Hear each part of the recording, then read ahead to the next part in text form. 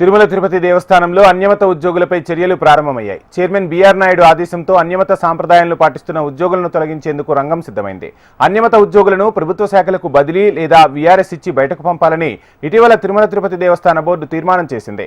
ఈ నేపథ్యంలో 18 మంది ఉద్యోగులు నవంబర్ 2024న టీటీడీ బోర్డు తీర్మానం ఎండోమెంట్ యాక్ట్ ప్రకారం హిందూ మత సాంప్రదాయాన్ని అనుసరిస్తామని ప్రమాణం చేసి తిరుమల తిరుపతి దేవస్థానంలో ఉద్యోగం పొందారు. కానీ అనంతరం అన్యమత సాంప్రదాయాల్ని అనుసరిస్తూ భక్తుల మనోభావాలను, తిరుమల తిరుపతి దేవస్థాన పవిత్రతను దెబ్బతీస్తున్నట్లు గుర్తించారు.